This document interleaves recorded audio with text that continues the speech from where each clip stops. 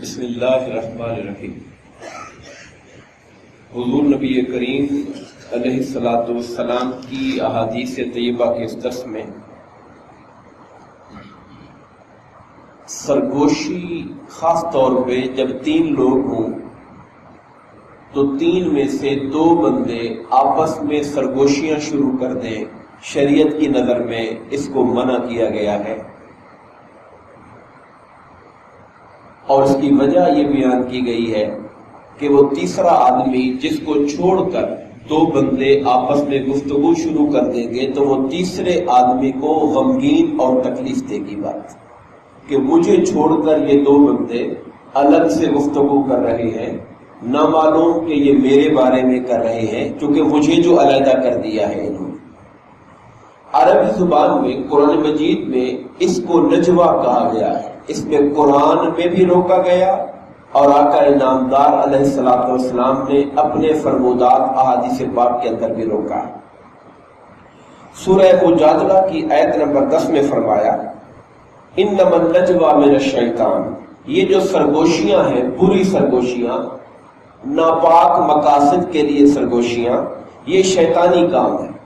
یہ ناپاک اور بری کا لفظ اس لیے بول دیا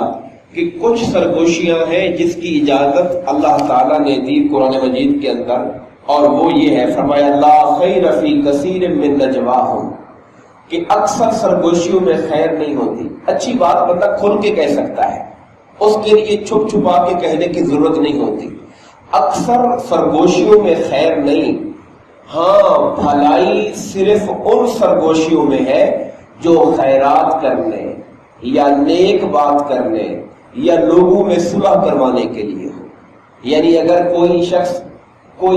کسی کو خود خیرات صدقہ دینا چاہتا ہے، اس کو ظاہر نہیں کرتا، چپ کر کے کسی کے کان میں کہتا ہے کہ آپ مجھ سے ملنا، میں نے آپ کی تھوڑی امداد کرنی ہے،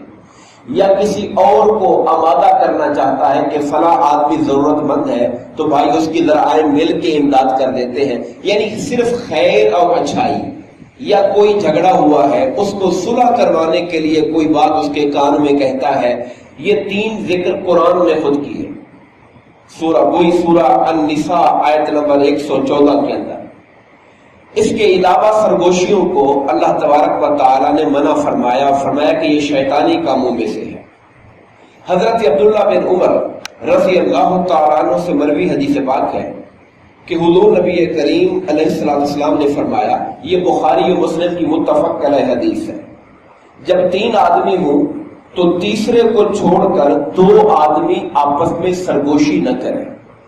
اور ہمارے آقا کریم علیہ الصلوۃ والسلام جب تعلیم دیتے تھے تو صحابہ کرام اس کو اپنی زندگی کا حصہ بنا لیا کرتے تھے، اپنے عمل کا حصہ بنا لیا کرتے تھے۔ اس کی ایک مثال حدیث پاک کے آگے آ رہی ہے، وہ بھی حدیث پاک کا ہی حصہ ہے، جسے حضرت ابو داؤد نے روایت کیا۔ ابو صالح راوی ہے، وہ کہتے ہیں کہ میں نے حضرت عبداللہ بن عمر سے پوچھا کہ حدیث پاک میں آقا نے تو تین آدمی بتائے ہیں کہ اگر تین ہوں تو پھر دو آدمی الگ بات نہ کریں، اور اگر بندے چار ہوں تو پھر کیا حکم ہے؟ اگر چار آدمی ہوں تو پھر کیا حکم ہے؟ انہوں نے کہا اس میں کوئی حرج نہیں ہے۔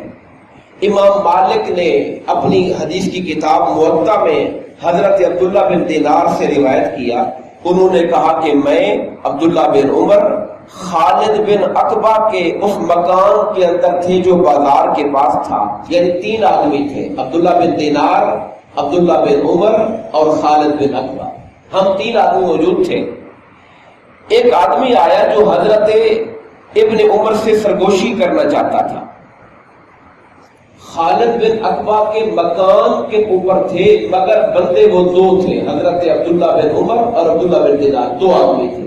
تیسرا آدمی آیا جو سرگوشی کرنا چاہتا تھا، کوئی بات چپکے سے ان سے کہنا چاہتا تھا۔ حضرت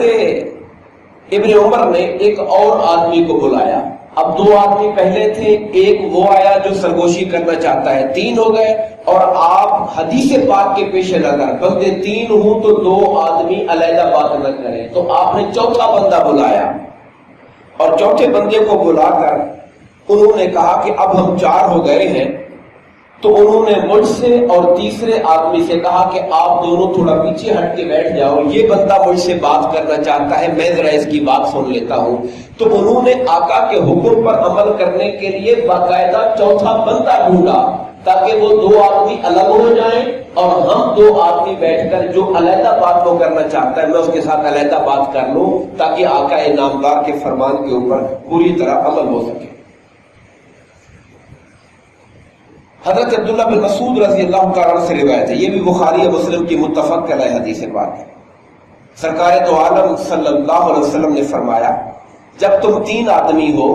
تو تیسرے کو چھوڑ کر 2 آدمی سرگوشی نہ کریں یہاں تک کہ تم لوگوں میں گھل مل جاؤ، یعنی پھر اور لوگ آ جائیں اور وہ تیسرا بندہ دوسرے لوگوں میں مل جائے تو پھر 2 آدمی بات کر لو، مگر یہ نہ ہو کہ تیسرے آدمی کو علیحدہ کر کے آپ الگ ہو جائیں اور اس سے گفتگو شروع کر دیں تو تیسرا آدمی، حدیث کے لفظ ہے،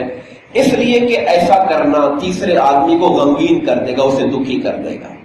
میں گفتگو کو یہیں سمیٹتا ہوں، جنازے کا اعلان کیا گیا ہے